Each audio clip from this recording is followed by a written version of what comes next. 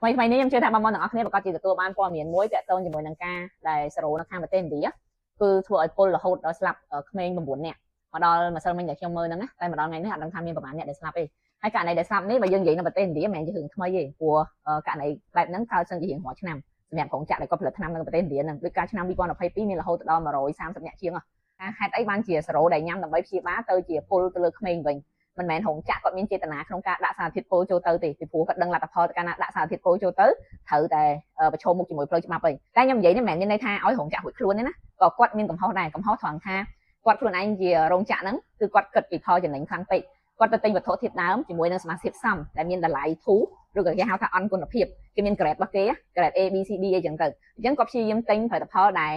គេហៅថា grade អន់យកមកដើម្បីផលិតថ្នាំដែលមានតម្លៃធូរនៅក្នុងទីផ្សារហើយគាត់អាចប្រកួតប្រជែងជាមួយគេបានចំណុចនេះរបស់គេហៅថាវត្ថុធាតុដើមដែលគាត់ទិញមកបើថាធូរថ្លៃក៏ធូរទៅប៉ុន្តែឲ្យបានត្រួតពិនិត្យម្ដងទៀតទៅគាត់អត់បានត្រួតពិនិត្យទេបានន័យថាគាត់ជឿទៅលើអ្នកគ្រប់គ្រងរបស់គាត់វត្ថុអ្នកដែលគ្រប់គ្រងវត្ថុធាតុដើមហ្នឹងណាពេលដែលគេគ្រប់គ្រងមកគេថារបស់ហ្នឹងវាល្អអត់មានសារធាតុពុលឬក៏តុកសិចទេអញ្ចឹងរោងចក្រហ្នឹងគាត់យកមកអ្នកដែលគាត់អនុវត្តហ្នឹងគាត់អត់អនុវត្តមើងម៉ាត់ឬក៏តឹងរឹងទៅលើការធ្វើតេស្តនៅផលិតផលដែលគេលក់ឲ្យហ្នឹងឯងគាត់គ្រាន់ឃើញគេថាល្អអញ្ចឹងគាត់ក៏យកមក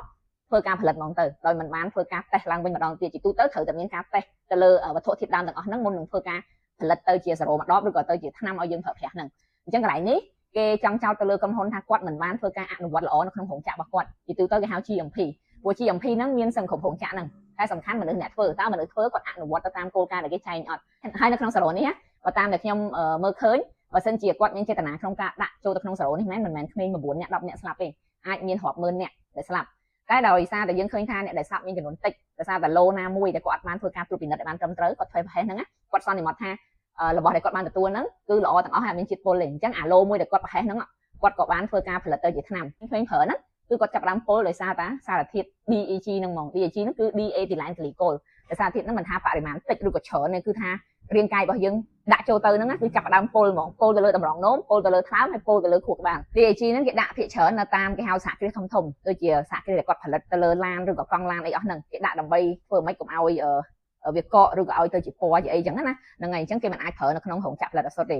អញ្ចឹងត្រឡប់មកវិញបានន័យថាមិនមែនតែរោងចក្រនៅប្រទេសឥណ្ឌាហ្នឹងទេដែលគាត់មានករណីធ្វើឲ្យក្មេងស្លាប់ហ្នឹងតែប៉ុន្តែនៅតាមប្រទេសផ្សេងៗទៀតក៏មានដែរគាត់ថាប្រទេសឥណ្ឌាជាប្រទេសដែលធំមួយគឺគាត់ផលិតនៅពពួកខៅថ្នាំ generic ហ្នឹងទៅបណ្ដាប្រទេសផ្សេងៗច្រើនមែនតើអញ្ចឹងកាលណាមានរឿងអីមួយប្រទេសឥណ្ឌាគាត់រៀងរងគ្រោះខ្លាំងជាងគេតែមិនមែនថាឲ្យតែថ្នាំនៅក្នុងប្រទេសឥណ្ឌាសិតតែអន់គុណភាពទេគឺគេមានក្រុមហ៊ុនល្អៗរបស់គេដែរហើយបើសិនជាអត់មានក្រុមហ៊ុនរបស់ឥណ្ឌាហ្នឹងក៏យើងរាល់ថ្ងៃនេះពិបាកដែរព្រោះយើងអត់អាចមានលទ្ធភាពទៅប្រើថ្នាំ brand ឬក៏ថ្នាំរបស់បារាំងមកឯងវាថ្លៃអញ្ចឹងបានថ្នាំឥណ្ឌាហ្នឹងហើយដែលយើងអាចយកមកប្រើប្រាស់មិនថាព្យាបាលជំងឺរ៉ាំរ៉ៃឬក៏ជំងឺតិចតួចធម្មតាអីស្រួចស្រាវអីហ្នឹងគឺយើងអាចប្រើប្រាស់ថ្នាំឥណ្ឌាបានគាត់ថាពេលដែលយើងប្រើប្រាស់ថ្នាំទាំងអស់ហ្នឹងគឺយើងត្រូវសួរនាំអ្នកជំនាញឲ្យបានត្រឹមត្រូវ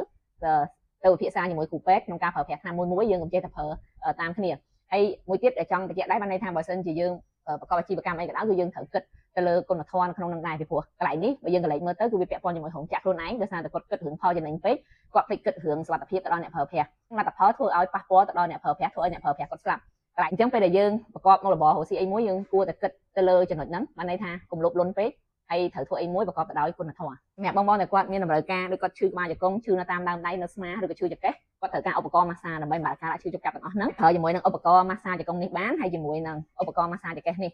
ដែលមានទាំងកម្ដៅមានទាំងរំញ័រហើយអាម៉ាស្សាចង្កេះនេះមានពណ៌ខ្មៅជាមួយនឹងពណ៌ប្រផេះជាងរាល់ព័ត៌មានលម្អិតបងប្អូនទាំងអស់គ្នាអាចធ្វើការតំណែងមកកាន់ page បាន